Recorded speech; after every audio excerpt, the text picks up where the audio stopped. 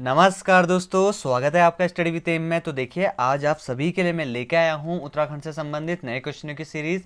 तो देखिए, इससे पहले भी काफ़ी सीरीज अपलोड करी जा चुकी हैं हमारे द्वारा हमारे YouTube channel study with M पे। अराउंड वहाँ पे 75 प्लस वहाँ पे वीडियोस हो चुकी हैं। तो आप चाहें तो उन सारी वीडियोस को देख सकते हैं। और उन आप सभी की सहूलियत के लिए हमारे द्वारा प्लेलिस्ट भी बनाया जा चुका है उत्तराखंड न्यू क्वेश्चंस करके। यहाँ पे आपको सभी 75 जो प्लस वीडियोस हैं वहाँ यह आपको वहाँ पे मिल जाएंगी। आप चाहें तो इन सभी वीडियोस को देख सकते हैं। अगर बात करी जाए कि आपका जो 746 पदों के लिए आपकी जो कनिष्ठ सहायक हैं, लेखाकार हैं, इनके लिए प्लस अभी जो 300 पोस्ट आई हुई हैं जिसमें लिपिक और व्यक्तित्व सहायक के पोस्ट रखे गए हैं, तो एक हिसाब से आपका 1046 पोस्टों की तैयारी यहाँ पे आप सभी के लिए कराई जा रही हैं। और यहाँ पे देखिए, इसके जो पार्ट हो गए 40वां पार्ट हो चुका है। और अभी तक जैसे कि आप सभी को पता ही होगा कि मैं अपनी हर एक वीडियो में 25 क्वेश्चन लेके आता हूँ हर एक पार्ट पे। और आज ये 40वां पार्ट है। लगभग 1000 क्वेश्चन के आसपास आपके क्वेश्चन यहाँ पे हो चुके हैं। और उसी के साथ अगर मैं जो डिस्कस करता हूँ तो आपको पता ही होगा कि मैं एक सीरीज के साथ जो 25 क्वेश्चन है, 25 क्वेश्चन में आपके 70 से 80 क्वेश्चन आपके कवर करने की पूरी कोशिश रहती है मेरी अपनी इस वीडियो पे। तो आप सोच सकते हैं कि आपको कितना बड़ा फायदा है इसमें। तो देखिए, आप सभी लोगों से एक ही रिक्वेस्ट करना चाहता हूँ, जिन लोगों ने अभी तक हमारे YouTube channel study with M को सब्सक्राइब नहीं किया हुआ है, तो वे लोग जरूर इसको सब्सक्राइब जरूर कर लीजिएगा। ये सभी आपके लिए ही है, आप सभी लोगों के लिए ही चलाई जा रही है सारी सीरीज। इतनी मेहनत करी जा रही है, सब आप ही की डिमांड पे यहाँ पे सारे क्वेश्चंस और सारी जितनी भी इंपॉर्टेंट चीज़ें हैं वो सब लाई जाती हैं। तो आप इसको सब्सक्राइब जरूर कर लीजिएगा। बगल में बेल आइकन है, उसे भी क्लिक जरूर कर लीजिएगा। आप सभी लोगों को एक बात बता देता हूँ, हमारे द्वारा हमारे यूट्यूब चैनल पे आपका वन दरोगा हो गया और पशुधन प्रसार अधिकारी, कनिष्ठ सहायक और जो भी है, इन सभी के लिए मॉक टेस्ट चलाए जा रहे हैं। ठीक है, तो आप चाहें तो इन मॉक टेस्ट को ज्वाइन कर सकते हैं। फ्री ऑफ कॉस्ट है। किसी भी मॉक टेस्ट को ज्वाइन करने के लिए आपको कोई भी पेमेंट नहीं करनी है। तो आप इन मॉक टेस्ट को जरूर दीजिएगा, आपको पता चलेगा कि आपकी तैयारी कितनी है। ठीक है, तो देखिए, आज की इस वीडियो को स्टार्ट करते हैं ज़्यादा टाइम वेस्ट ना करते हुए। तो जैसे कि मैंने आप सभी को बता दिया है सारी इन्फॉर्मेशन, उनको आप देख लीजिएगा। तो देखिए, आज की इस वीडियो को स्टार्ट करते हैं। और आज की इस वीडियो का पहला क्वेश्चन आपका, निम्न में से किस स्थान को पिंडारी तीर्थ कहा जाता है? यानी मैंने किस स्थान को पिंडारी तीर्थ कहा जाता है, तो ये आपका क्वेश्चन है। आ सकता है इस टाइप का, तो आपको याद रखना होगा कि आपका पिंडारी तीर्थ किसको कहा जाता है। वो कहा जाता है आपका कर्णप्रयाग। ठीक है, कर्णप्रयाग को कहा जाता है आपका क्या, पिंडारी तीर्थ कहा जाता है। काफी इंपॉर्टेंट है। देखिए, इसी तरीके से आपसे क्वेश्चन पुट अप करे जाते हैं कि बताइए कि किस स्थल को पिंडारी तीर्थ कहा जाता है। तो बहुत सारे लोगों को पता नहीं होता है, तो जिनको पता है बहुत अच्छी बात है, लेकिन जिनको नहीं पता है वो लोग नोट डाउन कर सकते हैं अपने नोटबुक पे। ठीक है, तो आप लोग जब भी मेरी वीडियोस देखें तो एक पेपर और एक पेन जरूर लेके बैठिएगा, ताकि जो भी कोई इंपॉर्टेंट चीज़ें आती हैं उसको आप नोट डाउन कर सकें। तो देखिए, बात कर रहे थे हम आपके पिंडारी तीर्थ के बारे में, जो कहा जाता है आपका कर्णप्रयाग को। तो देखिए, कर्णप्रयाग आपके पंच प्रयागों में से एक है, जहाँ पे दो नदियों का संगम होता है पंच प्रयागों में। एक तो आपका है अलकनंदा, जो कॉमन नदी है, सारे पंच प्रयागों में मिल जाती है। उसी के साथ साथ आपका जो कर्णप्रयाग है, उसमें कौन सी नदी का संगम होता है, वो होता है आपका पिंडारी नदी का। ठीक है, तो इन चीज़ों का याद रख लीजिएगा। जो आपका कर्णप्रयाग है, कर्णप्रयाग में आपका अलकनंदा और पिंडारी नदी का आपका संगम होता है। ठीक है, बात करते हैं आपका कर्णप्रयाग के बारे में। देखिए, आपका जो कर्णप्रयाग है किस जनपद के अंतर्गत आता है, ये आता है आपका चमोली जनपद के अंतर्गत। ठीक है, चमोली जनपद के अंतर्गत आता है आपका। अब बात कर लेते हैं चमोली जनपद के बारे में। देखिए, आपका जो चमोली जनपद है, अगर उसके जिले के गठन की बात करी जाए तो चमोली जो जनपद है उसको जिला कब बनाया गया था, वो बनाया गया था आपका 24 फरवरी 1960 को। ठीक है, इस चीज़ को याद रखिएगा। 24 फरवरी 1960 को आपका जो चमोली को जनपद बनाया गया था। उसी के साथ साथ यहाँ पे जो चमोली जनपद है, इसका मुख्यालय कहाँ पे है, गोपेश्वर में है। ठीक है, इस चीज़ को भी याद रखिएगा। और यहाँ पे ही आपका गोपेश्वर मंदिर है, जिसका पौराणिक नाम क्या है, रुद्र महालय है। ठीक है, और इसको किसने बनवाया था, ये बनाया था आपका विदिशा के नागवंशी राजा किसके द्वारा, गणपति नाथ के द्वारा बनाया गया था। ठीक है, तो सारी चीज़ें आपको याद रखनी है। इसी के साथ साथ एक और चीज़ बताना चाहता हूँ आपको, स्पेसिफिक डाटा, जो कि यहाँ का लिटरेसी रेट है, वो है आपका 82.65%, जिसमें आपका मेल लिटरेसी रेट हो जाएगा आपका, यानी पुरुष साक्षरता 93.40% यहाँ की पुरुष साक्षरता है। ठीक है, तो ये सारी चीज़ें हैं, ये डाटा देना बहुत ज़रूरी है, क्योंकि देखिए, अब जो भी आपका एग्जाम आएगा उसमें डाटा जरूर पूछा जाएगा। ठीक है, तो इन चीज़ को याद रख लीजिएगा। चमोली जनपद के बारे में बात कर रहे थे, तो आपको एक और चीज़ बता देता हूँ, यहाँ पे ही आपका चौमासी बुग्याल है। बहुत बार पूछा जाता है ना, चौमासी बुग्याल किस जनपद में है, तो याद रख लीजिएगा, चौमासी जो बुग्याल है वो आपका कहाँ पे है, वो है आपका चमोली जनपद के अंतर्गत है। ठीक है, यहीं पे आपका क्या है, चमोली जनपद में नंदा देवी राष्ट्रीय उद्यान। ठीक है। बहुत ज़्यादा डिटेल हो रहा है, लेकिन आप इसको जिनको अगर ये बहुत ही लेट लग रहा है तो वो इस वीडियो की स्पीड बढ़ा सकते हैं, 1.5 या 1.75 इंटू पे आप देख सकते हैं इसको, ठीक है। तो इस चीज़ को स्किप भी कर सकते हैं जिन लोगों को पता है, लेकिन जी मेरे को सभी को ध्यान में रखते हुए सारी वीडियोस बनानी पड़ती हैं, तो आप लोग समझ सकते हैं इस चीज़ को। तो मैं बता रहा था आपका नंदा देवी राष्ट्रीय उद्यान। तो राष्ट्रीय उद्यान ये भी आपका चमोली जनपद के अंतर्गत ही आता है, जिसकी स्थापना 1982 में करी गई थी, ठीक है, काफ़ी इंपॉर्टेंट है। और इसका अगर कुल क्षेत्रफल की बात करी जाए किसकी, नंदा देवी राष्ट्रीय उद्यान की, तो वो है आपका 624 वर्ग किलोमीटर, ठीक है, वर्ग किलोमीटर इसकी इसका टोटली ये क्षेत्रफल है आपका नंदा देवी राष्ट्रीय उद्यान का। और नंदा देवी राष्ट्रीय उद्यान का जो मुख्यालय है वो कहाँ पे है, ये भी पूछा जा सकता है, बहुत इंपॉर्टेंट क्वेश्चन है, ठीक है। तो ये आप सभी लोग भी देख सकते हैं, देखिए सभी लोगों के लिए काफ़ी इंपॉर्टेंट है ये। आप ये मत सोचिए ये तो मुझे आता है, तो क्योंकि ये है कि बीच बीच में कोई भी क्वेश्चन आएंगे तो उसमें बिल्कुल एक नया फैक्ट लेके आता हूँ हर एक चीज़ों का, तो आप इसको भी देख सकते हैं। तो जैसे कि मैंने आपको बताया कि नंदा देवी जो राष्ट्रीय उद्यान है उसका मुख्यालय का है जोशीमठ, ठीक है। बहुत सारे बच्चे इसी पर कन्फ्यूज कर जाते हैं, तो इसको आप कन्फ्यूजन नहीं करना है और आपको इसको अच्छे से वहाँ पर डील करना है और उसको अच्छे से वहाँ पर आंसर मार्क करके आना है, ठीक है। तो इसको आप देख लीजिएगा। अगला क्वेश्चन की ओर बढ़ लेते हैं। देखिए आपका अगला क्वेश्चन आपका देश के पहले राष्ट्रीय उद्यान कार्बेट का क्षेत्रफल है, यानी जो आपका कार्बेट नेशनल पार्क है उसका क्षेत्रफल पूछ लिया गया है, तो काफ़ी इंपॉर्टेंट है क्षेत्रफल, ठीक है, बहुत बार पूछा जाता है। तो आपको याद रखना होगा कि जो आपका उत्तराखंड देश का हमारा पहला या हमारा एशिया का पहला राष्ट्रीय उद्यान कहा जा सकता है इसे, जो क्या है कार्बेट नेशनल पार्क। तो इसका जो क्षेत्रफल है वो क्या है आपका 520.82 वर्ग किलोमीटर, ठीक है, याद रख लीजिए क्षेत्रफल वर्ग किलोमीटर में आता है। तो आपका ये 520.82 वर्ग किलोमीटर आपका ये राष्ट्रीय उद्यान का क्षेत्रफल हो जाएगा। तो आपको ये चीज़ आपको याद रखनी है, ठीक है। इसी के साथ साथ देखिए बहुत इंपॉर्टेंट चीज़ बताने जा रहा हूँ अब मैं आपको कार्बेट नेशनल पार्क के बारे में। देखिए हर एक चीज़ पे स्पेसिफिक वीडियो लाने के लिए बहुत टाइम चाहिए होता है, उतना टाइम नहीं हो पाता है, लेकिन मैं पूरी कोशिश करता हूँ कि आपकी सारी चीज़ें कवर हो जाए मेरी एक ही वीडियो में। तो ये वीडियो बहुत लेंथी हो जाती है, तो आप चाहें तो इसको इन्हीं वीडियो के जरिए से, ये जो सारी वीडियोज़ हैं इन्हीं वीडियो के जरिए से सारी चीज़ों को कवर कर सकते हैं। आपके लिए कोई भी ज़्यादा टफ बातें नहीं होंगी। कहाँ आप 5-6 वीडियोज़ देखेंगे, कहाँ आपका सारी चीज़ एक ही वीडियो में हो रहा, तो वो आपके लिए सुटेबल होगा। तो बात करते हैं कार्बेट नेशनल पार्क के बारे में। एशिया का सबसे पहला नेशनल पार्क है जिसको बनाया गया था आपका 1936 में, ठीक है।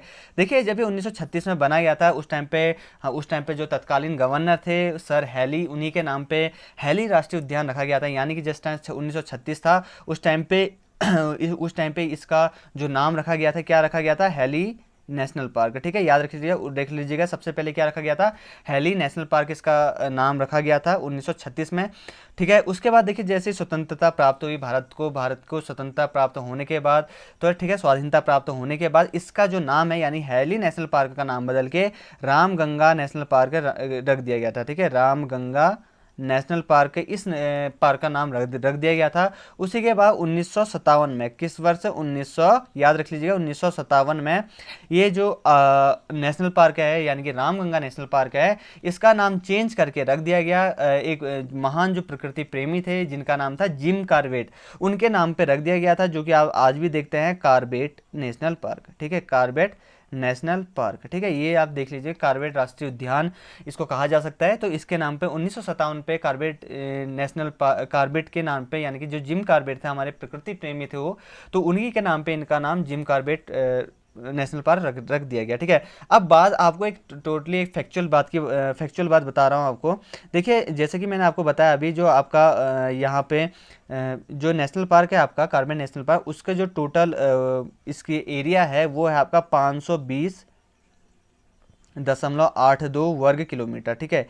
ये तो आपका इसका टोटल एरिया है 520.82 वर्ग किलोमीटर। लेकिन आपको पता होना चाहिए कि आपको कार्बेट नेशनल पार्क है वो 2 जनपदों में आता है, एक हो गया नैनीताल जनपद और दूसरा आपका पौड़ी जनपद, 2 जनपदों में फैला हुआ है। तो सबसे पहले बात करते हैं कि इन 2 जनपदों में कितना कितना वर्ग किलोमीटर इन जनपदों में है, ठीक है। आने वाले टाइम का अगला कुछ ये जो यूके ट्रिपल पूछ सकता है, इवन यहाँ तक कि यूके पीएससी तक का लेवल का सवाल है ये, कि आपका जो 520.82 वर्ग किलोमीटर आपका कार्बेट नेशनल पार्क का क्षेत्रफल है उसमें नैनीताल जनपद के अंतर्गत कितना आता है और पौड़ी जनपद के अंतर्गत कितना क्षेत्रफल आता है। तो आपको पता होना चाहिए कि नैनीताल जो जनपद है उसके अंतर्गत आपका 208, ठीक है, 208.8 वर्ग किलोमीटर, याद रख लें 208.8 वर्ग किलोमीटर आपका नैनीताल जनपद के अंतर्गत इसका क्षेत्रफल आता है। और जो आपका पौड़ी जनपद है उसके अंतर्गत आपका आता है 312.76 वर्ग किलोमीटर। ठीक है, काफ़ी इंपॉर्टेंट है, याद रख लीजिएगा। आप चाहें तो इसका स्क्रीनशॉट खींच सकते हैं। तो देखिए मैंने बताया था ये था आपका कॉर्बेट नेशनल पार्क। ठीक है, देखिए जो आपका कॉर्बेट नेशनल पार्क है उसका जो अगर टोटल वर्ग उसका क्षेत्रफल की बात करी जाए तो वो क्षेत्रफल है आपका 520.82 वर्ग किलोमीटर। जैसे कि आप सभी को पता ही होगा, जैसे मैंने इससे पहले बताया कि जो कॉर्बेट नेशनल पार्क है वो दो जनपदों में फैला हुआ है। सबसे पहला नैनीताल जनपद, दूसरा है पौड़ी जनपद। तो नैनीताल जनपद के अंतर्गत आपका 208.8 जो वर्ग किलोमीटर है वो आपका इसमें क्षेत्रफल में आता है आपका, और 312.76 वर्ग किलोमीटर आपका पौड़ी जनपद के अंतर्गत आता है। ठीक है, काफ़ी इंपॉर्टेंट है, तो आप इसको नोट डाउन कर लीजिएगा। उसी के साथ साथ आपका चीज़ें बताता हूँ कि आपका जो कॉर्बेट नेशनल पार्क है इसके जो प्रवेश द्वार है इसको क्या कहा जाता है, ढिकाला। क्या कहा जाता है इसको, ढिकाला। और ये जो प्रवेश द्वार है ये किस जनपद के अंतर्गत आता है, ये भी आता है आपका नैनीताल जनपद के अंतर्गत। ठीक है, उम्मीद करता हूँ कि काफ़ी चीज़ें आपकी क्लियर हो रही होंगी।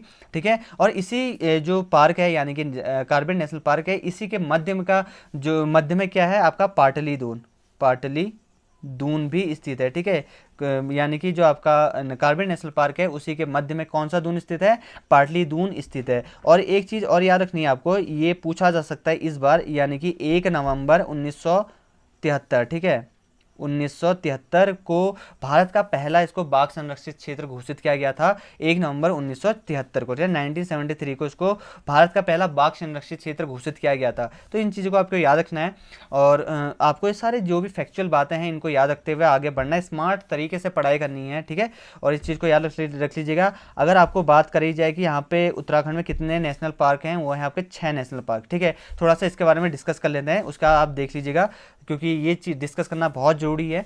ठीक है, सबसे पहला जो नेशनल पार्क है वो हो गया आपका कॉर्बेट नेशनल पार्क। ठीक है, जिसको 1936 में क्या किया गया था, इसको 1936 में इसकी स्थापना करी गई थी। और इसका जो टोटल क्षेत्रफल है वो है आपका 520.82 वर्ग किलोमीटर। ठीक है, उसके बाद जो दूसरा नेशनल पार्क आता है वो आता है गोविंद राष्ट्रीय उद्यान। को क्या आता है आपका, गोविंद राष्ट्रीय उद्यान। ठीक है, नेशनल पार्क लिख लेता हूँ मैं। ठीक है, इसकी स्थापना कब करी गई थी, 1980 में करी गई थी। और इसका जो कितना क्षेत्रफल है इसका, वो है आपका 472 वर्ग किलोमीटर इसका क्षेत्रफल है। ठीक है, तीसरा जो आपका राष्ट्रीय उद्यान है वो है आपका नंदा देवी। ठीक है, नंदा देवी नेशनल पार्क। ठीक है, नंदा देवी जो नेशनल पार्क है उसको आपका 1982 में बनाया गया था। और इसके क्षेत्रफल की बात करें तो वो है आपके 624.00, यानी कि 624 वर्ग किलोमीटर इसका क्या है आपका क्षेत्रफल है। ठीक है, तो इन चीज़ को याद रख लीजिएगा।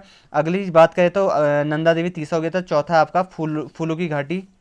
ठीक है, फूलों की घाटी नेशनल पार्क, इसको किस वर्ष से स्थापित किया गया था, वो किया गया था आपका 1982 में। ठीक है, और इसका जो टोटल इसका क्षेत्रफल है वो है आपका 87.50। ठीक है, वर्ग किलोमीटर। ठीक है, उसी के साथ साथ आपका जो पाँचवें नंबर का आपका नेशनल पार्क है वो है आपका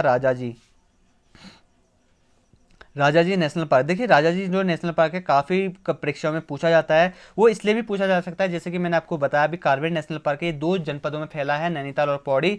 वैसे ही जो राजाजी नेशनल पार्क है वो 3 जनपदों में फैला है। सबसे पहला आपका देहरादून हो गया। ठीक है, दूसरा आपका यहाँ पे पौड़ी हो गया, और तीसरा हो गया आपका हरिद्वार। ठीक है, तो इन 3 जनपदों में फैला हुआ है आपका राजाजी नेशनल पार्क है। अगर इसके कब बनाया गया इसकी बात करें तो 1983 में राजाजी नेशनल पार्क को बनाया गया, और इसका जो क्षेत्रफल है वो 820.42 वर्ग किलोमीटर है। ठीक है, तो इस चीज़ को याद रख लीजिएगा। लास्ट आपका जो 6ठे नंबर का नेशनल पार्क है वो है आपका गंगोत्री। ठीक है, क्या है आपका, गंगोत्री नेशनल पार्क। गंगोत्री जो नेशनल पार्क है 1989 में इसको बनाया गया था। ठीक है, और सबसे ज़्यादा क्षेत्रफल वाला, यानी कि अगर क्षेत्रफल की दृष्टि से सबसे बड़ा नेशनल पार्क आएगा तो वो गंगोत्री आएगा, क्योंकि जो इसका क्षेत्रफल है वो है आपका 2390 वर्ग किलोमीटर। और किस जनपद के अंतर्गत आता है, ये आता है आपका उत्तरकाशी जनपद के अंतर्गत। ठीक है, ये सारी चीज़ें आपकी सारी क्लियर करी। उम्मीद करता हूँ कि इसी वीडियो में आपका जो नेशनल पार्क से संबंधित कुछ भी डाउट था या कॉर्बेट नेशनल पार्क से संबंधित कुछ भी डाउट था वो सब आपके क्लियर हो गए होंगे। ठीक है, तो देखिए अगर वीडियो पसंद आ रही हो तो लाइक जरूर करिएगा वीडियोस को, ठीक है। नीचे कमेंट जरूर करिएगा कैसा लगा, रिव्यू जरूर दीजिएगा। और हाँ, इस बार तो मैं बताना ही भूल गया आपको कि ये जो 25 क्वेश्चन है उसमें बताइएगा कि आपका स्कोर कितना आ रहा है, ठीक है। अगली बार कोशिश करेंगे 1-2 वीडियोस के बाद कि आपको इसमें कुछ गिव अवे रखा जाए, इवन छोटा सा या अमाउंट हो चाहे, ठीक है। आपको आपको इस वीडियो में क्वेश्चन पूछा जाएगा और आपको उसका आंसर देना है। जो पहले 3 आंसर आएंगे उनको, उन तीनों को वहाँ पे जो भी गिव अवे बन पाएगा, क्योंकि इतनी अच्छी हमारी तो इनकम है नहीं, तो जो भी गिव अवे बन पाएगा हमारी ओर से आपका उत्साहवर्धन करने के लिए, तो हमारे द्वारा जरूर दिया जाएगा, ठीक है। अगले क्वेश्चन की ओर बढ़ लेते हैं। देखिए अगला क्वेश्चन आपका यहाँ पे, जल संसाधनों के नियमितीकरण के हेतु कुमाऊं में सर्वप्रथम जल कानून किस वर्ष से बनाया गया था, ठीक है। काफ़ी इंपॉर्टेंट है कि जिस टाइम पे इससे पहले यानी कि जब स्वतंत्रता प्राप्त नहीं हुई थी उससे पहले की बात है कि उस टाइम पे जो जल संसाधन थे उनका नियमितीकरण नहीं हुआ था। नियमितीकरण नहीं होने के कारण उसके बाद जब नियमितीकरण हुआ तो उसके लिए एक जल कानून लाया गया था। वो जल कानून किस वर्ष लाया गया इसकी बात करी जा रही, तो आपको याद रखना है वो जल कानून लाया गया था आपका 1917 में, ठीक है।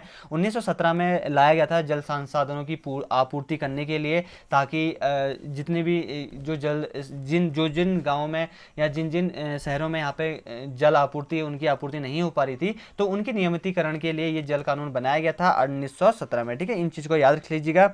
अगला है आपका, देखिए यहाँ पे, नीलू कठायत किस चंद वंश शासक का सेनापति था, ठीक है। इस बार मैं सारे उसमें आपके सीरीज में लेके आ रहा हूँ विभिन्न जो शासक थे उनके सेनापतियों के नाम, क्योंकि अगला जो फोकस रहने वाला है यूके ट्रिपल एससी का, मुझे ऐसा लगता है कि इनका सेनापति के बारे में रहेगा, क्योंकि ये सेनापति के बारे में पूछा जा सकता है। तो ये परीक्षा की दृष्टि से काफ़ी महत्वपूर्ण है, तो इसको आप ध्यान से देखिएगा।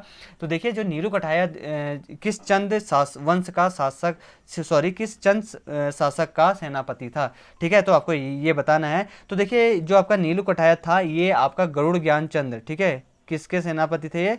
गरुड़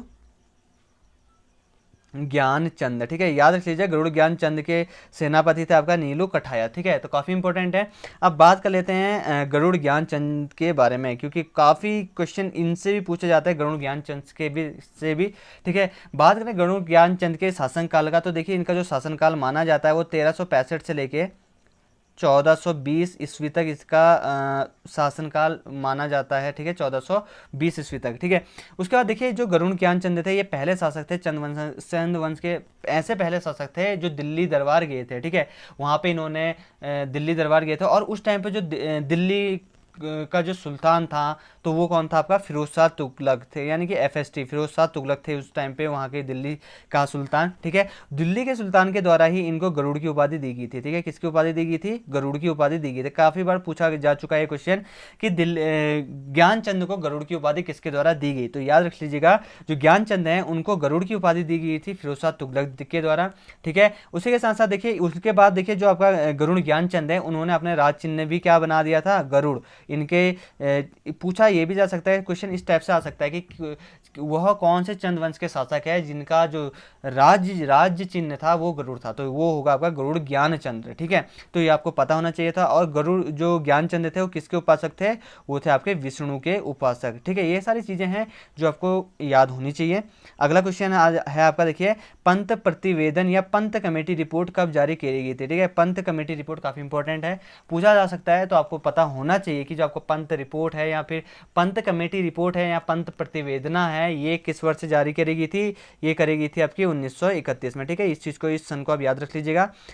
अगला है आपका, देखिए यहाँ पे प्रसिद्ध थामरी कुंड किस जनपद में स्थित है, ठीक है। ये नए नए कुंड पूछ लेता है, और यूके ट्रिपल एससी की खासियत बात यही है कि नॉर्मल चीज़ें जो सबको पता होते हैं वो कुछ नहीं पूछा जाता उसके द्वारा। बिल्कुल नई चीज़ें, बिल्कुल चाहे वो गाड़ गधेरे हों, बिल्कुल नए नए गाड़ गधेरे सब पूछ लिए जाते हैं। तो इन सारी चीज़ों में, यानी कि मैंने अभी तक के जितने भी 75 यहाँ पे मैंने सेशन ले चुका हूँ नए क्वेश्चनों के, वहाँ पर मैंने टोटली नए नए जितने भी नए नए गाड़ गधेरे हैं या मंदिर हैं सबको कवर करने की पूरी कोशिश करी है, ताकि उत्तराखंड के जितने भी एस्पिरेंट हैं इनको किसी भी तरीके से कोई भी दुविधा का सामना ना करना पड़े और किसी का भी सिलेक्शन ना रुके। जो मेहनत करता है उसका सिलेक्शन तो बिल्कुल भी नहीं रुकना चाहिए ना।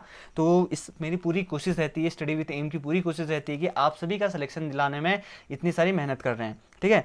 तो देखिए अब यहाँ पे बात कर लेते हैं प्रसिद्ध थामरी कुंड के बारे में। देखिए जो आपका प्रसिद्ध थामरी कुंड है वो है आपका कहाँ पे? पिथौरागढ़ पे, ठीक है। पिथौरागढ़ के मुंशियारी पे, मुंशियारी, ठीक है, याद रख लीजिएगा, ऑप्शन में या तो मुंशियारी आएगा या फिर पिथौरागढ़। अगर पिथौरागढ़ आएगा तो वो राइट करिएगा, मुंशियारी आएगा तो वो राइट करना है आपको थामरी कुंड के लिए। ठीक है, जो थामरी कुंड है देखिए ये आपका मुंशियारी से 10 किलोमीटर की दूरी पे वहीं पे जंगल के मध्य में स्थित है। आसपास वहाँ पे देवदार के पेड़ भी पाए जाते हैं। ठीक है, थामरी कुंड में अगर यहाँ पे कोई व्यूअर्स ऐसा हो जो थामरी कुंड गया हो तो वो जरूर यहाँ पे नीचे कमेंट करिएगा, और भी उसके बारे में अगर कोई डिटेल देना चाहता है थामरी कुंड के बारे में तो दीजिएगा, क्योंकि देखिए ये हमारे उत्तराखंड की संस्कृति है, प्राकृतिक धरोहर है ये। यहाँ की कुछ कुंड हैं, ताल हैं, यहाँ पे लोग पर्यटक लोग आते हैं दूर दूर से। ये हमारे उत्तराखंड की शान, आन बान शान कहा जा सकता है इनको।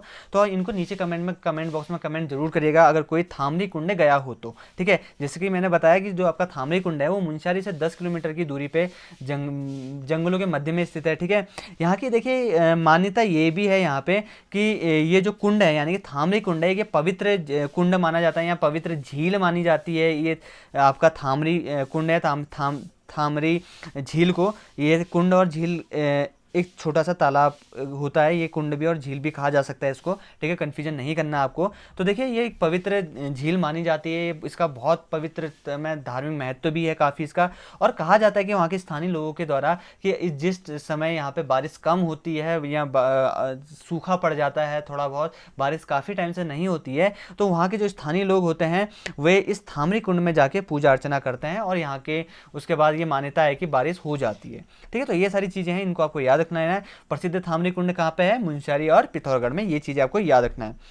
अगला क्वेश्चन की ओर बढ़ते हैं। देखिए अगला क्वेश्चन आपके यहाँ पे, टिहरी को किस शासक ने अपनी राजधानी बनाया था? ठीक है, ये थोड़ा इजी क्वेश्चन है, बहुत सारे लोगों को आता होगा और बहुत सारे लोग ऐसे होंगे जो बिगनर्स हैं उनको नहीं भी आता होगा।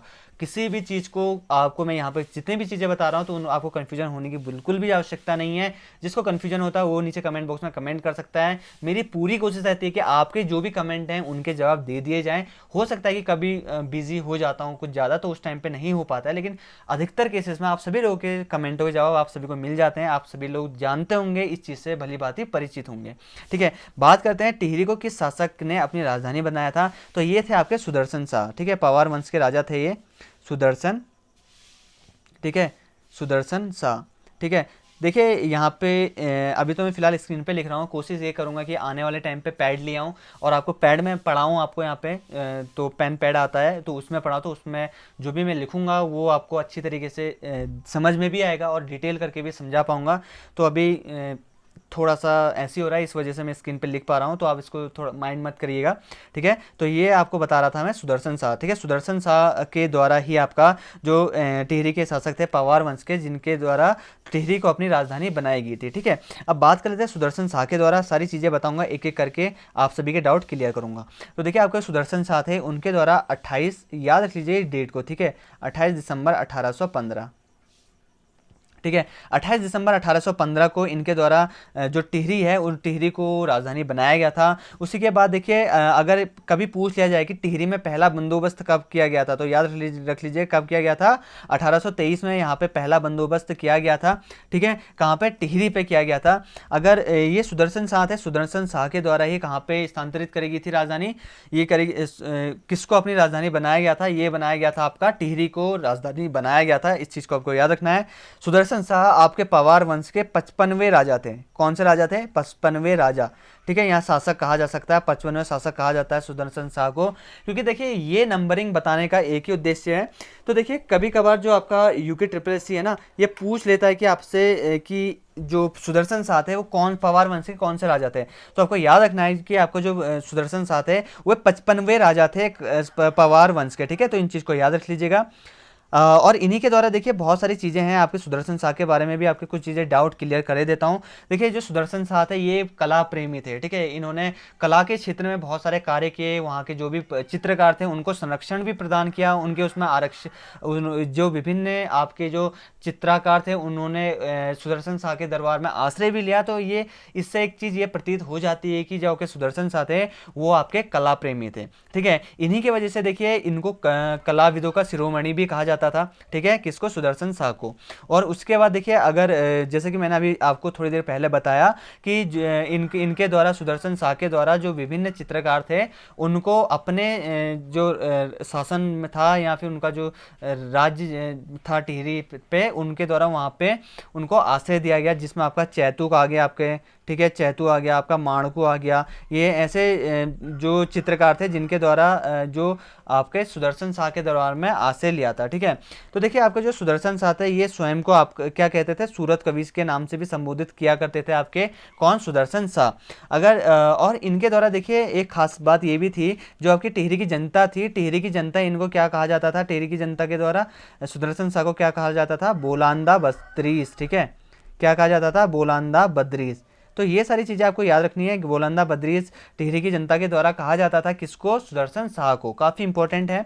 टिहरी की बात चली थी, जो कि आपको मैं आंकड़े बताता हूँ, ये सारे आंकड़े आप लोग नोट डाउन कर लीजिएगा। देखिए आपका जो टिहरी है, टिहरी की अगर साक्षरता दर की बात करी जाए, ठीक है, टिहरी की जो साक्षरता दर है वो है आपके 76.36% है यहाँ की साक्षरता दर। यहीं पर टिहरी में देखिए आपका देवप्रयाग भी है, जहाँ पे आपका यहाँ पे रघुनाथ राम मंदिर भी है, ठीक है, और काफ़ी प्रसिद्ध मंदिर है यहाँ पे।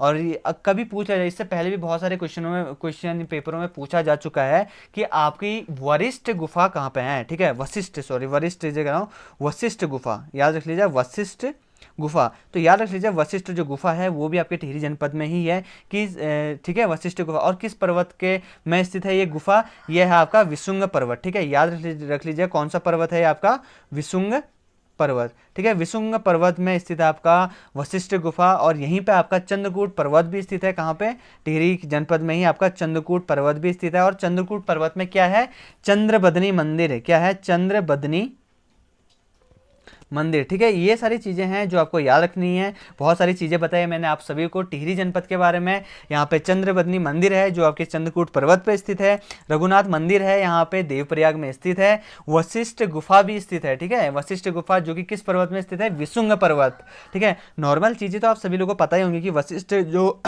गुफा है वो आपकी टिहरी जनपद में स्थित है, लेकिन किस पर्वत में स्थित है ये वशिष्ठ गुफा, तो ये आज ये भी याद रख लीजिए, ये है आपका विशुंग पर्वत। उम्मीद करता हूं कि सभी लोगों के सारे डाउट्स क्लियर हो रहे होंगे। यदि आप सभी लोगों के सारे डाउट्स क्लियर हो रहे हों तो वीडियोस को लाइक एंड शेयर जरूर करते रहेगा। फिर से बोल रहा हूं, जिन लोगों ने अभी तक हमारे यूट्यूब चैनल को सब्सक्राइब नहीं किया हुआ है तो वे लोग जरूर इसको सब्सक्राइब जरूर कर लीजिएगा। अगले क्वेश्चन की ओर बढ़ते हैं। देखिए अगला क्वेश्चन आपका यहाँ पे, उत्तराखंड में ओली ब्राह्मण का गठन किस शासक के द्वारा किया गया था। काफ़ी इंपॉर्टेंट है कि ओली जो ब्राह्मण थे, ओली ब्राह्मणों का वर्ग था, इसका जो गठन था वो किस शासक के द्वारा किया गया था, तो इसका आंसर होगा आपका रुद्रचंद्र, ठीक है, रुद्रचंद्र के द्वारा जो आपका ओली ब्राह्मण वर्ग है उनका गठन किया गया था, ठीक है। देखिए बात करते हैं रुद्रचंद्र के बारे में, इनके बारे में भी आपको थोड़ी चीज़ें आपको बता देता हूँ, काफ़ी इंपॉर्टेंट है, रुद्रचंद्र के बारे में भी पूछ लिया जाता है। तो देखिए आपका जो रुद्रचंद्र है ये कल्याण चंद्र के बाद गद्दी पे बैठे थे। अगर इनके शासनकाल की बात करी जाए तो इनका शासनकाल माना जाता है 1565 से लेकर 1597 तक, ठीक है, 1597 ईस्वी तक इनका शासनकाल माना जाता है। उसी के साथ साथ देखिए कई बार ये भी पूछा जाता है कि वो कौन सा चंद शासक है जो अकबर के समकालीन थे, ठीक है। तो इसको आपको याद रखना है, जो अकबर के समकालीन कौन थे आपके, रुद्रचंद्र थे, रुद्रचंद्र ही आपके अकबर के समकालीन थे, ठीक है। इनके द्वारा देखिए रुद्रचंद्र हैं, इनके द्वारा आपका रुद्रपुर नगर की स्थापना करी गई थी। अल्मोड़ा में जो मल्ला महल है, जहाँ पे अभी यहाँ पे प्रशासनिक यहाँ पे ऑफिस है, यहाँ पे आपका मल्ला महल में सारे यहाँ पे प्रशासन के कार्य यहीं पे होते हैं आपके मल्ला महल पे। तो देखिए मल्ला महल की भी स्थापना किसके द्वारा कराई गई थी, ये कराई गई थी आपकी रुद्रचंद्र के द्वारा। और एक और चीज़ दे देता हूँ आपका ये ब्राह्मणों वर्ग से। तो देखिए जो रुद्रचंद्र थे इनके द्वारा जो सरोला ब्राह्मण, जो गढ़वाल में सरोला ब्राह्मण होते थे, उन्हीं की बात ही कुमाऊं में चौथानी ब्राह्मणों की मंडली बनाई गई थी, ठीक है। किनके द्वारा, रुद्रचंद्र के द्वारा। गढ़वाल में तो सरोला ब्राह्मण होते थे, लेकिन इनके द्वारा कुमाऊं पे चौथानी ब्राह्मणों की क्या बनाई गई थी, मंडली बनाई गई थी। रुद्रचंद्र के सेनापति का नाम क्या था, पुरुषोत्तम पंत। ठीक है, याद रख लीजिएगा पुरुषोत्तम पंत था आपका सेनापति का नाम। किसके सेनापति का नाम? रुद्रचंद के सेनापति का नाम था। देखिए इनके जो सेनापति थे वो बधानगढ़ के युद्ध में मारे गए थे। ठीक है, तो इस चीज को भी याद रख सकते हैं। पूछा ये जा सकता है कि आपसे, देखिए नए क्वेश्चन पे ये भी पूछा जा सकता है कि जो आपके रुद्रचंद के सेनापति थे आपका पुरुषोत्तम पंत, ये किस युद्ध के में मारे गए थे, और 4 युद्धों के नाम दे देगा, जिनके राइट आंसर रहेगा आपका बधानगढ़ का युद्ध। ठीक है, तो इन चीज को याद कर लीजिएगा, काफी इंपॉर्टेंट है।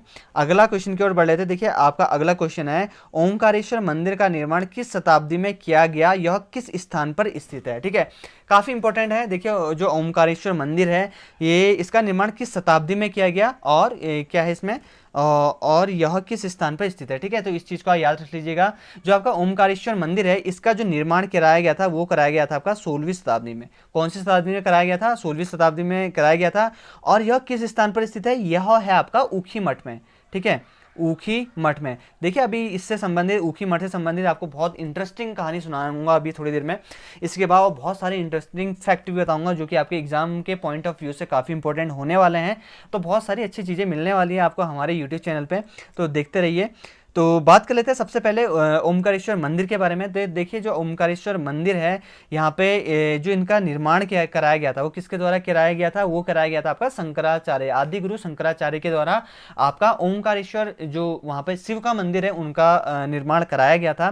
देखिए जो ओमकारेश्वर मंदिर है वो किस जनपद में आता है आपका, सॉरी हाँ, वो ओमकारेश्वर मंदिर है वो किस जनपद के अंतर्गत आता है? वो आता है आपका रुद्रप्रयाग जनपद के अंतर्गत। ठीक है, रुद्रप्रयाग जनपद के अंतर्गत आता है आपका ओमकारेश्वर मंदिर, और ये कहाँ पे आपका ऊखी मठ में है। ठीक है, और यहीं पे देखिए आपका केदार समिति का मुख्यालय भी है, और यहीं पे आपका जो वहाँ के पुजारी होते हैं, यानी कि जो रावल पुजारी हैं, उनका भी आवास कहाँ माना जाता है? ऊखी मठ में ही माना जाता है। ठीक है, ये याद रखना आपने।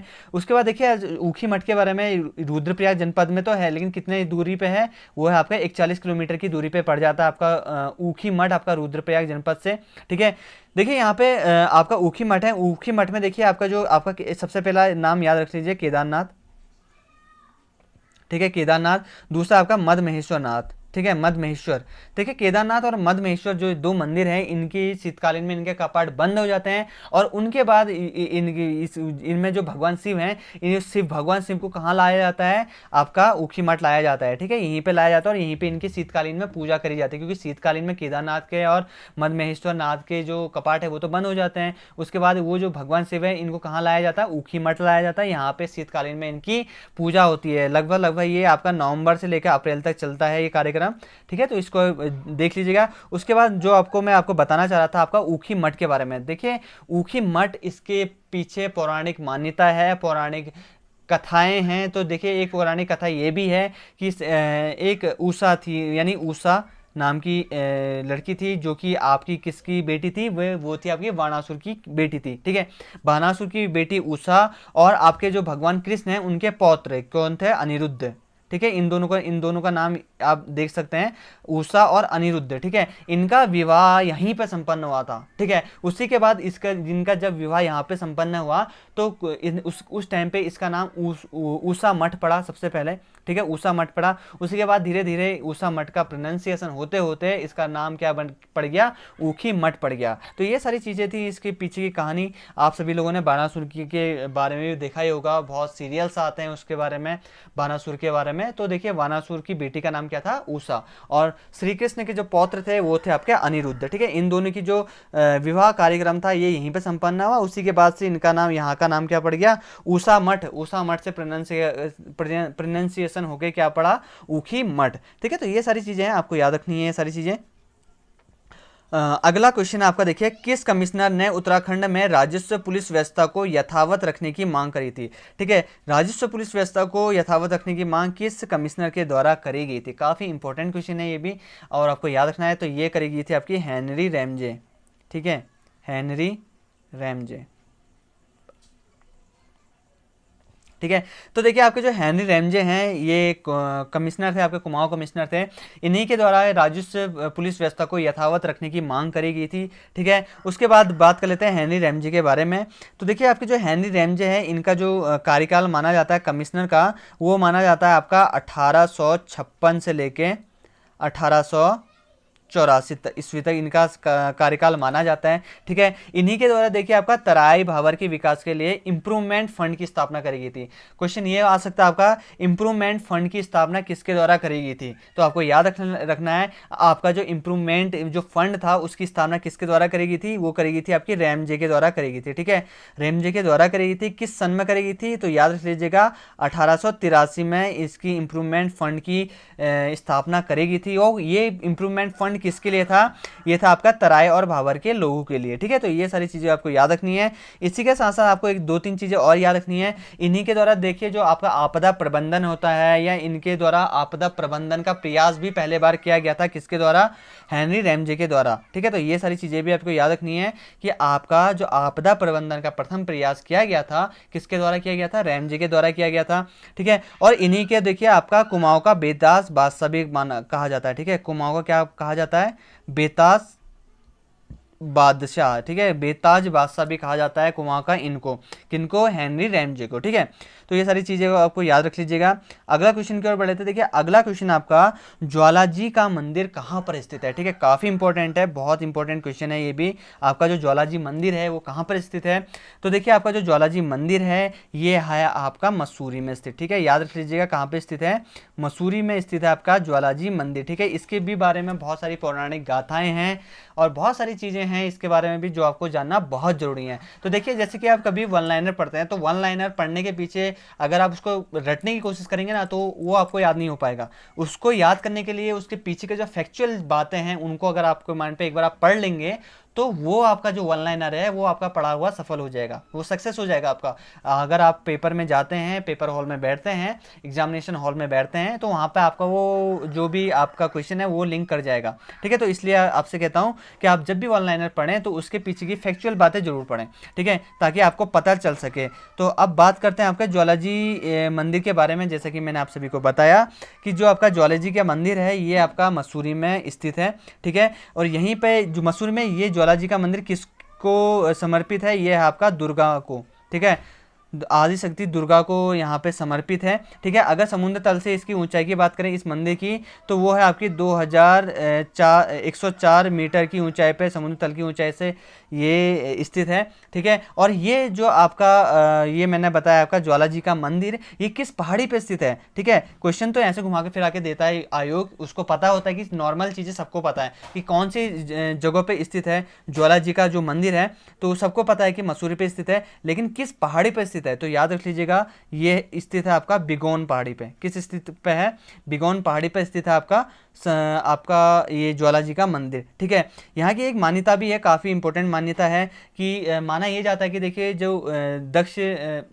थे, राजा दक्ष थे, जिनकी पुत्री का नाम क्या था? सती। उनका सती का विवाह भगवान शिव से हो गया था। एक बार होता क्या है कि जो राजा दक्ष हैं वो एक हवन का आयोजन करते हैं। ठीक है, हवन के आयोजन में वे भगवान शिव और माता सती को वहाँ पे आमंत्रित नहीं करते हैं, जिससे वे बहुत गुस्सा हो जाती हैं और राजा दक्ष के पास जाती हैं।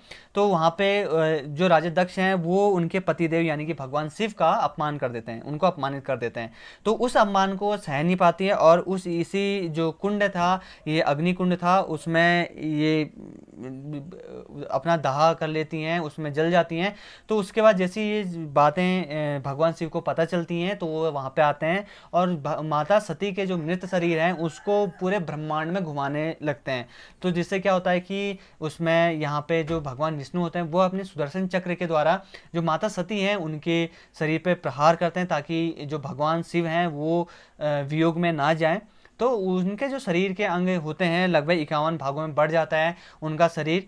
ठीक है, सुदर्शन चक्र के द्वारा। तो कहा यह जाता है कि इसमें जो ज्वालाजी मंदिर है यहाँ पे आपका जो माता सती थी उनकी जीव गिर गई थी, तो वहीं पे वहाँ पे क्या हो गया, यहाँ पे शक्तिपीठ का निर्माण हो गया वहाँ पे। ठीक है, तो ये सारी चीज़ें हैं, आपको पता ही होगा। जहाँ पे जैसा कि आपका नैनीताल है, नैनीताल में कहा जाता है कि जो माता है, माता के नैन वहाँ पे गिर गए थे, तो माता के नैन वहाँ पे गिर गए थे, तो वहाँ पे तब से ही वहाँ पे नैना देवी का मंदिर हो गया और वहाँ पे एक शक्तिपीठ का भी स्थापना हो गई। ठीक है, तो ये सारी चीज़ें हैं, हर जगह पे आप इसको लिंक कर सकते हैं। ठीक है, अगला क्वेश्चन है आपका यहाँ पे देखिए, लामड़ किस प्रकार का गीत है। ठीक है, तो ये भी इंपॉर्टेंट है आपका, जो लामड़ है, लामड़ किस प्रकार का गीत कहा जाता है। तो जो लामड़ है ये कहा जाता है आपका एक प्रणय गीत। ठीक है, तो याद रख लीजिएगा लामड़ को क्या कहा जाता है, एक प्रणय गीत कहा जाता है। अगला क्वेश्चन आपका देखिए, उमंग, आयाम और युग मंच। ठीक है, ये दो नाम आप जरूर याद रख लीजिएगा, एक बिल्कुल नए नाम है। उमंग, आयाम और युग मंच कला संस्थान कहाँ पर स्थित है, कौन से जनपद में स्थित है। ठीक है, तो ये जनपद है आपका नैनीताल। ठीक है, याद रख लीजिएगा आपका उमंग, आयाम और आपका युग मंच है, ये कहाँ पे स्थित है आपका, ये आपका स्थित है आपका नैनीताल जनपद में स्थित है। ठीक है, तो ये सारी चीज़ें आपको याद रखनी है। नैनीताल जनपद के बारे में बढ़ते हैं, थोड़ा नैनीताल जनपद के बारे में भी जान लेते हैं। जो लोग नए हैं, जिन लोगों को पता नहीं है, उनके बारे में थोड़ा सी डिटेल जान लेते हैं। तो देखिए, जो नैनीताल की खोज का श्रेय जाता है वो पी बेरेन को जाता है, इनके द्वारा 1841 में नैनीताल को खोजा गया था। ठीक है, ये नहीं है कि कोई आविष्कार नहीं है कि उनके द्वारा ये आविष्कार किया गया, नैनीताल था तो अपनी जगह पे ही पहले से, तो उनके द्वारा दुनिया के सामने लाया गया। तो ये इस चीज़ से हो गया कि पी बैरन को दिया गया उसका श्रेय। ठीक है, तो इस चीज़ को आप याद रख सकते हैं। तो इस चीज़ को आप ये मत सोचिए कि इसका पहले तो किसी दुनिया के सामने आया ही नहीं था उनके आसपास के जो लोग थे वो तो पहचानते थे ना नैनीताल को, लेकिन उसको दुनिया के सामने उसकी प्रकृति को, उसकी प्राकृतिक खूबसूरती को दुनिया के सामने लाने का जो श्रेय जाता है वो पी बेरन को जाता है। नैनीताल की जो समुद्र तल से ऊंचाई है वो है आपका 1938 मीटर। ठीक है, और देखिए नैनीताल को सरोवर नगरी भी कहा जाता है, त्रिऋषि सरोवर भी कहा जाता है, बहुत सारी चीज़ें इनको कहा जाता है। याद रख लीजिएगा 1880 के आसपास में यहाँ पे बहुत भयंकर भूकंप आया था, जिसके कारण यहाँ का जो नैना देवी मंदिर है वो भी थोड़ा खंडित हो गया था। ठीक है, तो ये सारी चीज़ें आपको याद रखनी है। उसी के साथ साथ देखिए यहाँ पे नैनीताल में आपका हाईकोर्ट है, हाईकोर्ट भवन कब बना ये भी पूछा जा सकता है। तो 1897 में नैनीताल का हाईकोर्ट भवन भी बना था। नैनीताल को 1891 में, ठीक है, 1891 में जिला बनाया गया था। 1854 में देखिए कुमाऊं मंडल की स्थापना किस वर्ष हुई थी आपका, 1854 में। ठीक है, 1854 में जब कुमाऊं मंडल की स्थापना हुई तो उसी के बाद से कुमाऊं मंडल का जो मुख्यालय है वो किसको बना दिया गया था, वो बना दिया गया था आपका नैनीताल को। ठीक है, तो ये सारी चीज़ें आपको याद रखनी है। अगला क्वेश्चन आपका यहाँ पे देखिए, अगला क्वेश्चन आपका, अर्जुन देव मंदिर किस जनपद में स्थित है। ठीक है, ये भी काफी इंपॉर्टेंट क्वेश्चन है, अर्जुन देव मंदिर। ठीक है, तो देखिए आपको याद रखना है, जो आपका अर्जुन देव मंदिर है वो है आपका पिथौरागढ़ जनपद में। कौन से जनपद में स्थित है, पिथौरागढ़ जनपद में स्थित है अर्जुन देव मंदिर। ठीक है, यहाँ पे भी बहुत सारी मान्यताएं हैं, बहुत सारी चीज़ें यहाँ पे भी कहा जाता है। और एक मान्यता ये भी है कि कहा जाता है कि ये जो अर्जुन देव मंदिर है इसको अर्जुन ने ही बनाया था। पांडव में जो थे 5 थे भाई वो, तो उसमें जो अर्जुन थे, अर्जुन के द्वारा ही अर्जुन देव मंदिर का निर्माण किया गया था। और समुद्र तल से इस मंदिर की ऊंचाई आपकी 6000 फीट की ऊंचाई पर स्थित है। ठीक है, याद रख लीजिएगा समुद्र तल से इसकी ऊंचाई कितनी है, 6000 फीट है। और यह पिथौरागढ़ जनपद से मात्र 10 किलोमीटर की दूरी पर स्थित है। और ये जो अर्जुन देव का मंदिर है किस भगवान को समर्पित है, ये भी आ सकता है, तो ये इंपॉर्टेंट है। तो याद रख लीजिएगा जो आपका अर्जुन देव मंदिर है ये भगवान शिव को समर्पित किया गया है। ठीक है, तो ये सारी चीज़ें हैं, इसको आपको याद रखना है। अगला है आपका देखिए, किस किले को, इससे पहले 15 क्वेश्चन है आपका 15वां, विकासनगर का पुराना नाम क्या है। ठीक है, तो काफ़ी इंपॉर्टेंट है विकासनगर का पुराना नाम। तो याद रखना है आपको, विकासनगर जो पुराना नाम है वो है आपका चूड़फुर। ठीक है, ये फॉ है, एक बार मैं फिर से आपको स्क्रीन पर लिख देता हूँ ताकि आपको कोई भी कंफ्यूजन ना हो। चूड़फुर, ठीक है, चुरफुर है इसका नाम, विकासनगर का पौराणिक नाम चुरफुर कहा जाता था। ठीक है, विकासनगर आपका देहरादून जनपद के अंतर्गत आता है। ठीक है, अगर देहरादून जनपद की बात करूं तो 1817 में, ठीक है, 1817 में देहरादून को जनपद बना दिया गया था, लेकिन इसको मेरठ मंडल में शामिल कर दिया गया। उसी के बाद 1975 के आसपास में ही इसको 1975 के आसपास में इसको गढ़वाल मंडल में शामिल कर लिया गया। ठीक है, 2 सन आपको याद करना बहुत जरूरी है। 1817 जिला बनाया, मेरठ मंडल में शामिल किया, 1975 में गढ़वाल मंडल में इसको शामिल कर लिया गया था। ठीक है, इसको देखिए देहरादून को नगर निगम बनाया गया था आपका 9 दिसंबर 1998 में। ठीक है, और उसी के साथ साथ जो मैं आपको डाटा प्रोवाइड कराता हूँ लिटरेसी रेट की, यानी कि साक्षरता दर की, तो आपको याद करना है कि 84.25% यहाँ की साक्षरता दर है आपकी। यहाँ का अगर लिंगानुपात की बात करी जाए तो लिंगानुपात यहाँ का 902 है। ठीक है, कहाँ का आपका देहरादून जनपद का। और यहीं पे आपका देखिए विनोबा भावे ग्रामोद्योग की स्थापना भी करी गई थी। किस वर्ष करी गई थी देहरादून में विनोबा भावे ग्रामोद्योग की, 1954 में। ठीक है, याद कर लीजिएगा 1954 1854 में आपका विनोबा भावे ग्रामोद्योग की स्थापना करेगी देहरादून में। और महिला साक्षरता की दृष्टि से पहला स्थान किसका आता है, देहरादून जनपद का ही आता है। अगला क्वेश्चन आपका यहाँ पे देखिए, किस किले को फोर्ट मोइरा भी कहा जाता है, ठीक है, काफी इंपॉर्टेंट है ये है आपका। देखिए आपका जो फोर्ट मोइरा है इसको लाल मंडी का किला भी कहा जाता है, लाल मंडी के किले को ही आपको फोर्ट मोइरा भी कहा जाता है। इसको देखिए इसको ये कहाँ पे स्थित है, अल्मोड़ा जनपद में स्थित है, अल्मोड़ा में ही स्थित है। इसकी जो इसको बनाया गया था 1563 के आसपास में बनाया गया था आपका लाल मंडी या फोर्ट मोइरा, ठीक है। किसके द्वारा बनाया गया था, ये बनाया गया था आपका कल्याण चंद्र के द्वारा बनाया गया था, ठीक है, फोर्ट मोइरा। यहाँ पे अब बात कर लेते हैं अल्मोड़ा जनपद के बारे में। देखिए अल्मोड़ा जो जनपद है या अल्मोड़ा आपका जो मुख्यालय है, वहाँ पे दो नदियाँ बहती हैं, कोसी नदी और सुयाल नदी, ठीक है, यहाँ पे दो नदियाँ बहती हैं। और इस ये जो अल्मोड़ा है इसको राजाओं की घाटी भी कहा जाता है। 1864 में इस यहाँ पे क्या बनाई गई, नगर पालिका बनाई गई थी। और 1891 में यहाँ पे क्या बनाया गया, अल्मोड़ा को जिला बनाया गया था, ठीक है। तो ये सारी चीज़ें आपको याद रखनी है। और आपको एक चीज़ और बता देता हूँ, जो आपका इससे पहले मैंने नैनीताल पढ़ाया था और अभी मैं क्या पढ़ा रहा हूँ आपको, अल्मोड़ा, ठीक है। अल्मोड़ा और नैनीताल को दोनों को एक ही वर्ष में जिला बनाया गया था, वो है आपका 1891, ठीक है। आपको याद रखना है 1891 में नैनीताल और अल्मोड़ा को दोनों को क्या बनाया गया, जिला बनाया गया, ठीक है। तो ये चीज़ को आपको याद रखना है। कई बार ये भी पूछ लिया जाता है कि कोऑपरेटिव ड्रग फैक्ट्री कहाँ पे स्थित है, ये तो है आपका रानीखेत में, लेकिन किसके अंतर्गत आती है, अल्मोड़ा जनपद के अंतर्गत आता है। अल्मोड़ा में एक ताल भी है जिसका नाम है तड़ाक ताल। यहाँ की पानी की निकासी के लिए यहाँ पे क्या कितनी सुरंगें बनी हुई हैं, 5 सुरंगें बनी हुई है, इसलिए ये बहुत फेमस है आपका तड़ाक ताल, जो कि आपके चौखुटिया के आसपास में ही स्थित है। चौखुटिया से एक रूट कट जाती है तड़ाक के लिए, तो वहाँ पे तड़ाक ताल स्थित है, ठीक है। यहीं पे आपका देखिए मोहन जोशी पार्क भी स्थित है, कहाँ पे, अल्मोड़ा में। और 1870 में यहीं पे अल्मोड़ा में क्या किसकी स्थापना हुई थी, डिबेटिंग क्लब की स्थापना भी करी गई थी, ठीक है। ये सारी चीज़ें आप याद कर लीजिएगा। अगला क्वेश्चन आपका यहाँ पे देखिए, शारदा नदी को सबसे अधिक जल राशि यानी कि सबसे अधिक जल प्रदान करने वाली नदी का नाम कौन सा है, तो ये नदी है आपकी सरयू नदी, ठीक है। देखिए शारदा जो नदी है उसको सबसे ज़्यादा जो जल कौन देती है, वो देती है आपकी सरयू नदी ही देती है। सरयू देखिए सरयू सरमूल ग्लेशियर से निकलती है सरयू नदी, और कहाँ तक बहती है, पंचेश्वर तक बहती है, ठीक है। जो चंपावत जनपद के अंतर्गत आता है पंचेश्वर तक बहती है वहाँ, यानी कि सरमूल ग्लेशियर से लेके पंचेश्वर तक ये कितनी दूरी तय करती है, वो करती है आपकी 146 किलोमीटर की दूरी तय करती है आपकी सरयू नदी, ठीक है। तो ये सारी चीज़ें आपको याद रखनी है। अगला क्वेश्चन है, देखिए आपको एक चीज़ और बता दें, सरयू गोमती और सरयू नदी का संगम कहाँ पे होता है, ये होता है आपका बागेश्वर नदी में, बागेश्वर में, सॉरी बागेश्वर नदी नहीं, बागेश्वर जनपद में होता है। बागेश्वर के बागनाथ मंदिर में ही के ही पास में यहाँ पे एक तरफ से सरयू नदी आ रही है, एक तरफ से कौन सी नदी आती है, गोमती नदी आती है, ठीक है। तो ये सारी चीज़ें हैं, इसको आपको याद रखनी है। उसी के साथ साथ आपको अगला क्वेश्चन है आपका यहाँ पे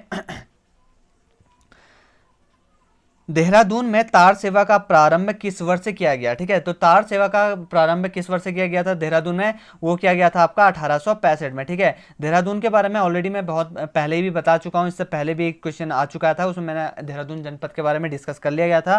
तो आपको याद रखना है कि जो देहरादून में जो तार सेवा का प्रारंभ किया गया था वो किया गया था 1865 में, ठीक है। अगला क्वेश्चन आपका यहाँ पे देखिए, मेजर सोमनाथ शर्मा को परमवीर चक्र कब प्रदान किया गया, ठीक है, काफ़ी इंपॉर्टेंट है।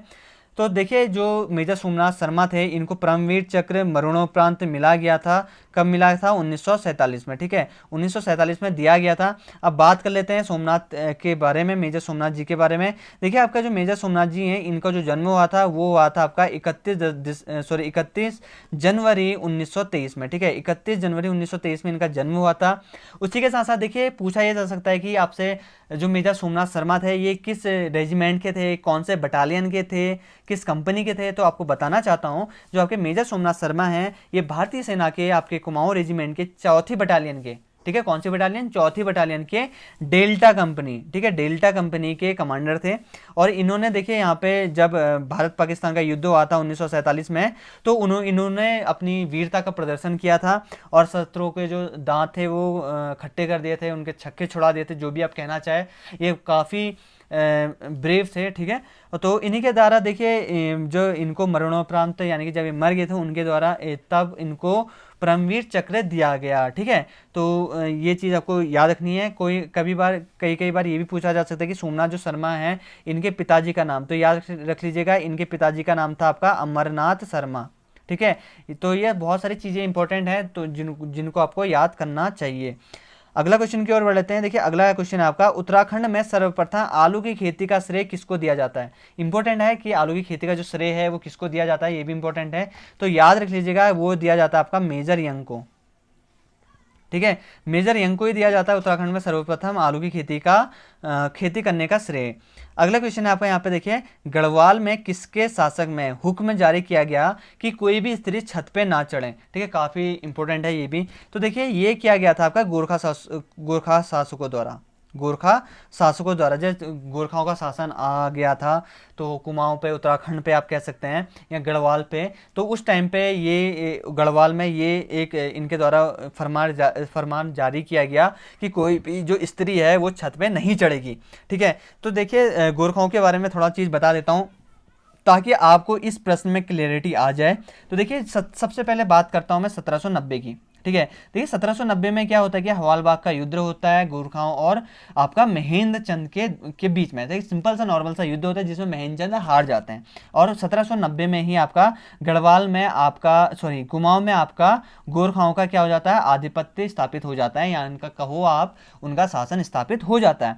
लेकिन वो बहुत खुश हो जाते हैं, उन्होंने कहा कि हाँ कुमाऊं पे अधिकार जमा लिया, गढ़वाल पे भी जमा लेंगे। तो करते हैं क्या है कि 1791 में वो गढ़वाल पे आक्रमण कर लेते हैं। लेकिन क्या होता है, लंगूरगढ़ में उनको बहुत बड़ी हार का सामना करना पड़ जाता है गोरखाओं को, तो वो वापस आ जाते हैं। तो वो समय का इंतजार कर रहे होते हैं और फिर उनका समय आ जाता है 1803 में। ठीक है, 1803 में होता क्या है कि गढ़वाल में क्या होता है कि बहुत भयंकर अकाल आया होता है, भूकंप आया होता है। तो उस टाइम पे ये वहाँ पे आक्रमण करते हैं और गढ़वाल में भी अपना जो शासन है वो स्थापित कर लेते हैं। अगर गढ़वाल और कुमाऊं यानी कि उत्तराखंड में गढ़वाल शासन कब से कब तक रहा उसकी बात करी जाए तो 1790 से लेकर 1815 तक इनका शासनकाल माना जाता है। उत्तराखंड में लगभग 25 साल तक गोरखाओं ने उत्तराखंड पर शासन किया। ठीक है, और एक सवाल बड़ा ही इंपॉर्टेंट सवाल है जो कि पूछा जा सकता है कि जब 1790 में अल्मोड़ा पे जब गोरखाओं का आक्रमण हुआ था उस टाइम पे नेपाल नरेश कौन था। ठीक है, तो याद रख लीजिएगा उस टाइम पे नेपाल नरेश थे आपके रण बहादुर शाह। ठीक है, याद रहेगा रण बहादुर शाह। ठीक है, काफी इंपॉर्टेंट है रण बहादुर शाह भी। ठीक है, अगला क्वेश्चन है आपका यहाँ पे, किस पवार वंशी शासक का नाम जहांगीरनामा में मिलता है। ठीक है, काफी इंपॉर्टेंट है ये भी। तो ये है आपके श्याम शाह। तो क्या है इनका नाम, श्याम शाह। ठीक है, श्याम शाह का ही जो उल्लेख है या उनका जो नाम है जहांगीरनामा में मिलता है। तो जान लेते हैं श्याम शाह के बारे में। तो देखिए आपके जो श्याम शाह थे ये 45वें राजा थे। ठीक है, मुगल शासक के देखिए जो ये 45वें शासक थे आपके पवार वंश के। इनके द्वारा देखिए जब मुगल शासकों के द्वारा जो ये श्याम शाह थे इनको हाथी और घोड़े क्या दिए गए थे, उपहार में दिए गए थे मुगल शासकों के द्वारा। अगर इनके शासनकाल की बात करें तो 1611 से लेकर 1630 ईस्वी तक इनका शासनकाल माना जाता है। ठीक है, और जो आपका ये आपका श्याम शाह है इन्हीं के टाइम पे आपका शिरोमणि ग्रंथ की क्या हुई थी, रचना हुई थी। और इनको क्या कहा जाता है, विलासी राजा भी कहा जाता था। इनको विलासी राजा की उपमा भी दी गई थी। ठीक है, अगला क्वेश्चन है आपका देखिए यहाँ पे, कौन सा त्योहार थारू स्त्रियों का सर्वाधिक प्रिय त्योहार है। ठीक है, काफी इंपॉर्टेंट है कौन सा त्योहार है कि भाई जो थारू स्त्रियों का पवित्र या फिर सर्वाधिक प्रिय त्योहार है वो है आपका बाझर। ठीक है, याद रख लीजिए जो बाझर त्योहार है वो आपका थारू स्त्रियों के द्वारा बनाया जाता है, काफ़ी वहाँ का लोकप्रिय त्योहार है। ठीक है, जान लेते हैं थारू जनजाति के बारे में। तो देखिए आपका जो थारू जनजाति है ये राज्य की सबसे ज़्यादा आबादी वाली जनजाति है। ये फिलहाल आपका उधम सिंह नगर, आपका खटीमा हो गया और इसी के आसपास के क्षेत्रों में अधिकतर पाई जाती है।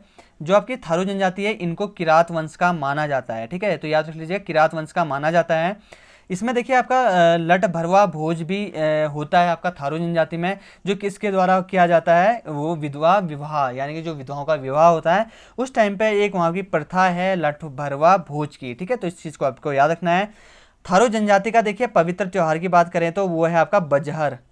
ठीक है, और ठीक है, बजहर त्यौहार इसका पवित्र त्यौहार है जो कि आपका किस में बनाया जाता है, बैसाख मास में बनाया जाता है। तो देखिए जो आपका थारू जनजाति है दीपावली में ये शोक के रूप में मनाते हैं, यानी दीपावली को शोक के रूप में मनाते हैं। होली को बड़े हर्षोल्लास से मनाते हैं, 7 से 8 दिन तक ये त्यौहार बनाते हैं वो होली का। और होली में क्या कौन सा नृत्य करते हैं, ये खिचड़ी, प्रसिद्ध नृत्य है इनका, ठीक, खिचड़ी नृत्य करते हैं। और थारी जो जनजाति है ये कौन सा समाज है, मातृ सत्तात्मक। ठीक है, याद रखिए मातृ सत्तात्मक समाज है। यहाँ पे जो आपका थारू जनजाति है यहाँ की, यानी कि जो थारू जनजाति के लोग हैं उसमें जो महिलाओं की यानी कि पारिवारिक जो महिलाओं की जो प्राथमिकता है वो प्रथम है। यानी कि जैसे कि आप कह सकते हैं कि परिवार में जो मुखिया है, मुखिया के तौर पे यहाँ पे स्त्री का कार्यभार रहता है। ठीक है, तो ये सारी चीज़ें हैं, इंपॉर्टेंट है, सारी चीज़ें याद कर सकते हैं आप। उसके बाद देखिए अगले क्वेश्चन की ओर बढ़ने से पहले आप सभी लोगों से, क्योंकि वीडियो खत्म होने वाली है, तो आप सभी लोगों से एक ही रिक्वेस्ट करूंगा, काफ़ी मेहनत करनी पड़ती है हमको आप सभी लोगों के लिए वीडियो बनाने के लिए, तो और ये भी सब फ्री ऑफ कॉस्ट है, किसी के लिए कोई भी हम पैसा बिल्कुल नहीं मांग रहे हैं आप लोगों से, क्योंकि हमें पता है बहुत सारे लोग ऐसे होते हैं कि जिनकी आर्थिक स्थिति काफ़ी ख़राब होती है लेकिन पढ़ना चाहते हैं। तो हमारी स्टडी विद एम की ओर से एक ही रिक्वेस्ट है कि अगर आप पढ़ना चाहते हैं तो ज़रूर पढ़िए, खूब पढ़िए, मन लगा के पढ़िए। ठीक है, लेकिन आप सभी लोगों से एक रिक्वेस्ट है कि अगर आप लोगों ने अभी तक हमारे यूट्यूब चैनल को सब्सक्राइब नहीं किया हुआ है तो उसको जरूर सब्सक्राइब कर लीजिएगा। वीडियो पसंद आए तो लाइक, कमेंट और अपना रिव्यू जरूर दीजिएगा। ठीक है, आगे आने वाली बहुत सारी भर्तियां आने वाली, ठीक है, कभी ना कभी तो आएंगी, आज नहीं तो कल, कल नहीं तो परसों, आने वाली जरूर हैं। एक पॉजिटिव वेव्स अपने अंदर भर के रखिए, क्योंकि दुनिया में बहुत सारे लोग होते हैं जो दूसरे को डिमोटिवेट करते हैं, उनका मोटिवेशन डाउन कर देते हैं, बहुत सारे लोग होते हैं। तो आप उन लोगों के चक्कर में बिल्कुल मत आइए, अपने दिल की सुनिए, अपने परिवार को देखिए और मेहनत करते रहिए जी तोड़। और बाकी स्टडी विद एम का सपोर्ट हमेशा आप सभी लोगों के साथ बना रहेगा। आपको कोई भी प्रॉब्लम होती तो आप हमें कमेंट बॉक्स में कमेंट कर सकते हैं, किसी फॉर्म को भरने में दिक्कत है या किसी भी चीज़ में दिक्कत है तो आप लोग हमसे एक बार डिस्कस जरूर कर सकते हैं। ठीक है, इसको आप अपना परिवार ही समझिए। अगला क्वेश्चन की ओर बढ़ लेते हैं। देखिए अगला, लास्ट के 2 क्वेश्चन बच गए हैं, तो अगला क्वेश्चन आपका देखिए, उत्तराखंड का प्रसिद्ध पद्मपुरी आश्रम स्थित है, कहाँ पे स्थित है ये आपको बताना है। उत्तराखंड का प्रसिद्ध पद्मपुरी आश्रम, तो ये है आपका नैनीताल जनपद में स्थित। ठीक है, नैनीताल के से संबंधित आज मैंने बहुत सारी फैक्चुअल बातें बता दी हैं आप सभी लोगों को कि कौन कौन सी चीज़ें हैं। बहुत सारे क्वेश्चन आ चुके हैं नैनीताल से संबंधित। ठीक है, इससे पहले भी बहुत सारे क्वेश्चन आ चुके हैं, तो आपको ये सारी चीज़ें रखना है कि इससे पहले भी उमंग, आयाम या युग मंच जो कला संस्थान इससे पहले हमने डिस्कस किया था, वो भी कहाँ पे था, स्थित था, वो भी आपका स्थित था आपका नैनीताल जनपद में। ठीक है, तो ये सारी चीज़ें आपको याद रख लीजिएगा। अगला क्वेश्चन और इस वीडियो का लास्ट क्वेश्चन की सॉरी, तो देखिए अगला क्वेश्चन है आपका, जो लास्ट क्वेश्चन है आपका, गैरसैंण के समीप किस नदी का उद्गम स्थल है। ठीक है, देखिए गैरसैंण आपके जो ग्रीष्मकालीन राजधानी बनाई गई है आपकी, तो काफ़ी इंपॉर्टेंट बन जाता है, तो याद रख लीजिएगा यहाँ पे किस नदी का उद्गम है, ये है आपकी रामगंगा। ठीक है, देखिए आपका एक कन्फ्यूजन दूर करे देता हूँ कि रामगंगा, 2 रामगंगा है, एक पश्चिमी रामगंगा है, एक पूर्वी रामगंगा। सबसे पहले बात करते हैं आपकी पश्चिमी रामगंगा, उसके बाद बात करेंगे आपकी पूर्वी रामगंगा। ठीक है, देखिए आपकी जो पश्चिमी रामगंगा है ये निकलती है आपकी दूधा तोली से। ठीक है, और कहाँ तक जाती है, कालागाड़ तक।